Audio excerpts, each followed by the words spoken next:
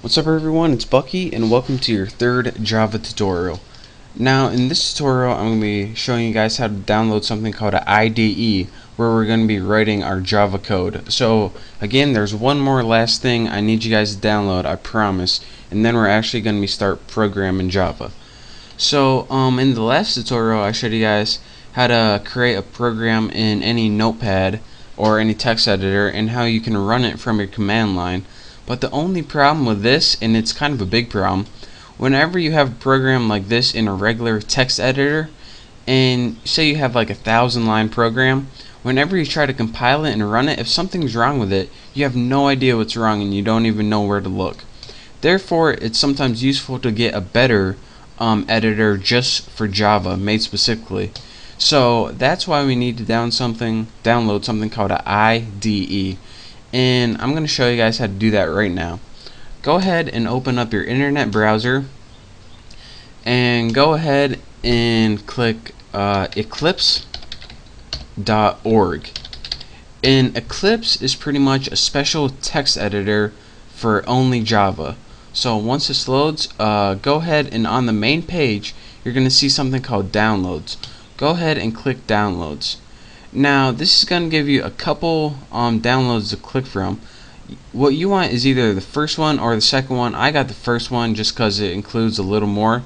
And go ahead, and if you're on Windows, go ahead and click Windows.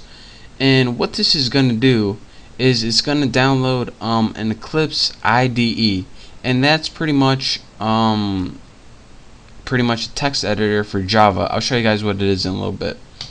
But where it's going to be is if you go to computer and then go to wherever your downloads are, you're gonna have something called a zip folder. What you need to do is extract. You're gonna have a folder like this right here. What you need to do is right click it and press extract all. Then once you click extract all, it's gonna give you a little wizard. Once you extract all that information, you're gonna get a regular folder like this. This is pretty much like compressed stuff. And to get all the information out, you need to extract it. That's what you do with any zip folder, by the way. Now, once you have your regular folder, you can double click it, and now your Eclipse program is in this. And it's the little one that says application with a little Eclipse logo next to it. And what I did is I right clicked it and I created a shortcut, or you can press send to desktop, and this gives you, instead of having to go through your computer hard drive, you have a nice little shortcut on your computer right here where you can just click it and start writing Java programs. So again, it's just a basic download. I just want to show you guys, walk you through it a little bit. But once you do all that, you have the Eclipse program on your computer. So double click that and your Eclipse program starts running. Just select the default workspace, anyone is fine. And what this program does is allow you to edit code. So another cool thing about this, it has a compiler built right into it, so we can just run our code right from the same program and you don't have to mess around in the command line. So what we need to do first is go ahead and press File, New, Project, or Java Project, doesn't matter what one. Go ahead and press Java Project. Now you need a project name.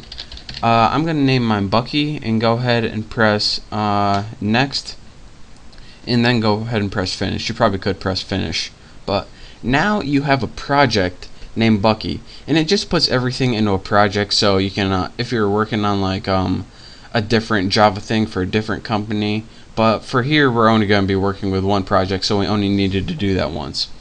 Next, you have a project called Bucky on the left hand side of your screen, and go ahead and press this little arrow and it decollapses or expands this little pane.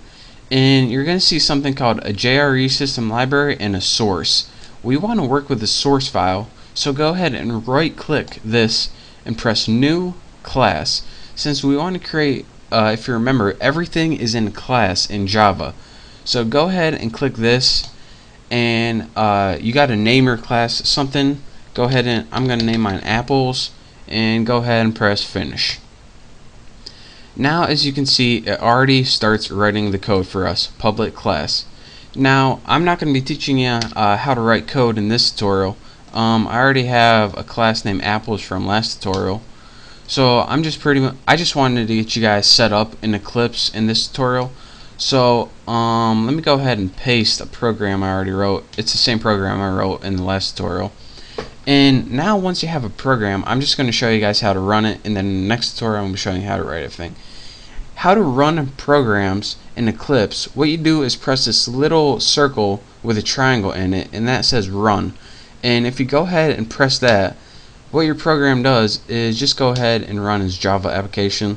Go ahead and click OK, OK, and down here it just runs your program. So that saves you a ton of time from saving it, finding the path, going in the command line. This is about 8,000 times easier than using a command line. So again, follow those instructions, and I want to show you guys one more reason why this is useful. In the command line in Notepad, if we had an error, then it would just mess up and it wouldn't tell us what's wrong. In this one, say instead of system we wrote syst something like that.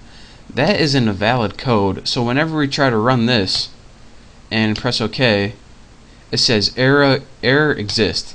And then down here it says, alright, where does it exist? On line 3, right here. So you go 1, 2, 3, here's where your error is. Bam, you know exactly where it is and what you need to fix. So again, Eclipse is a really powerful tool, and that's the last thing I wanted to teach you guys. And now we are finally ready to learn the Java language. So now that you have done all of that, make sure to check out my next tutorial where I'm going to be teaching you what all this crap finally means, and finally how to write the Java language in syntax. So again, I want to thank you guys for watching. I thank you guys for sticking with me running all of these programs and getting Java set up. I know it's a pain in the butt, but thank you guys. And again, make sure to subscribe to my channel. Thank you guys for watching, and I'll see you next tutorial.